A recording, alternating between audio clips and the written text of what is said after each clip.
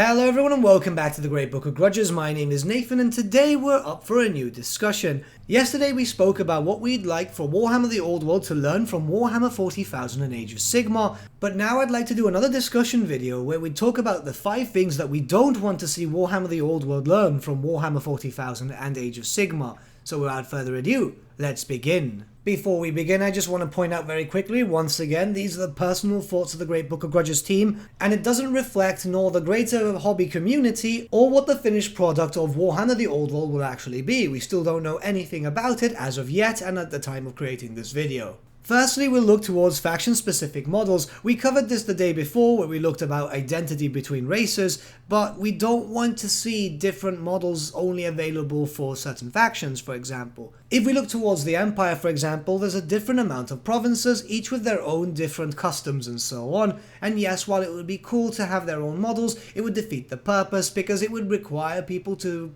pretty much be stuck to something. I'm all for the idea of faction-specific characters, that makes a lot of sense, but the last thing I want to see is various Empire lists, all with drastically different models. 1 or 2 models here and there is fine, yes, but I don't want to see, for example, a Reichland army and an Ostland army being so drastically different. At the end of the day, whilst they're both different provinces, they both belong to the Empire, and thus should be treated and looking pretty much a bit of the same, barring the colour differences and a model here and there. Next, the command point system, which has shown up in Warhammer 40k and now is appearing in Warhammer Age of Sigmar. Yes, it's a good system. I'm not going against it, I'm not saying anything bad against it, but it shouldn't go onto Warhammer the Old World too. Let's keep it with the whole old aspect, rather than turning Warhammer the Old World into something that it's not. Yes, I'm pretty much aware that Warhammer the Old World is not out yet, and we still don't know what it would look like, but more than likely it will be more like Warhammer Fantasy than it will be 40k and Age of Sigmar, considering the fact that Warhammer 30k is more like 7th edition than it is anything else. I have to stress the importance here that I'm not actually bashing Warhammer 40k or Age of Sigmar, I just want this system to actually feel like fantasy and not like something else. Next, I'm hoping that the game won't be too streamlined. Yes, a streamlined game is easy for people to come in and so on, but the great thing about Warhammer Fantasy is, yes, it was complicated, but it was still easy to learn. By removing the bloating issue and so on, it should make it easier for people to get into without having to worry too much and go into 50 million FAQs and so on, but I just don't want it to be like a small rulebook that removes all the aspects of different things. I want to see different weapons being able to do different things, like for example, a gun having the armor piercing rule and a little bit more strength, whilst a bow has more range and so on and so forth, rather than everything having the same range, same strength and so on. It's just it makes no sense to me if a multitude of weapons who are so drastically different would be acting the same way. I'm pretty sure I'm not the only person who thinks this. A great weapon should be able to do more damage, ranged weapons should have multiple different settings for a short bow, long bow and so on. It just makes a lot more sense. For our 4th spot, I'd like to talk about 0.5 editions. This is something that's now happening in 40k too, which happened back in the day in the fantasy days, and they worry me because it breaks the game completely. In Warhammer 40,000, we've recently seen the Chaos Space Marines get a 2nd Codex, now the Space Marines are getting them too, with supplement books too. It just complicates things, and honestly, it's not something I'm a fan of. It's maybe because I have the fear, because of the whole end time scenario, but something like that, it adds more fuel to the fire, it breaks the factions currently being played. I believe the Iron Hands are still completely broken, and honestly, I just don't like the idea of it. They should be balanced already as it is. If new models are coming out and so on, yeah, that's perfectly fine, it's what happened recently, but it's more of the case of, yeah, we're going to see them go, because of the Codex Creep,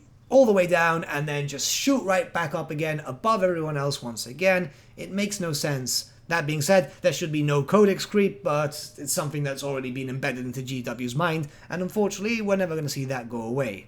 And lastly, my last point towards this video is no system stagnation. Yes, I am more than aware that when Warhammer the Old World releases, we're going to get a heap of new content and so on, but I'm looking towards the future.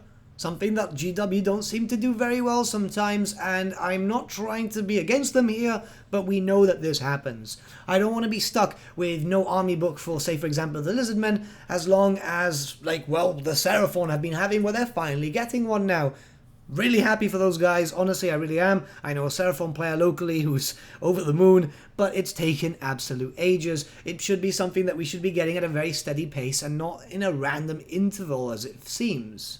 That being said, we obviously know that Games Workshop have been doing a lot better now, and I'm just hoping that we'll see that happening with Warhammer the Old World. I want to see new content, new scenario packs, and so on. While the Old World might not be a full staple priority, let's face it, it's not going to be because it's a side game at this point.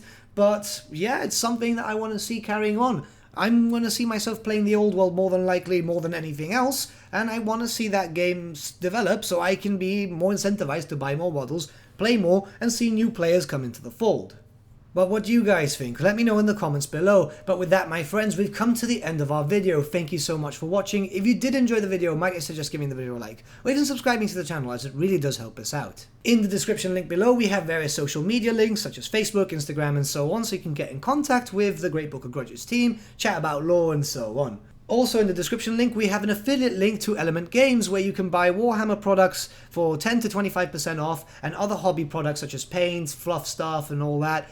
The link also supports the channel at no extra cost to you, which I think is super cool. And also, we would like to say a big thank you to our patrons who really do help keep the channel going. As the channel is getting bigger and bigger, we're starting to put focus into a lot of things, and obviously a little bit of help does go a long way, so thank you a lot for that. But with that, my friends, thank you all once again. I shall see you all again very, very soon. Have a good day.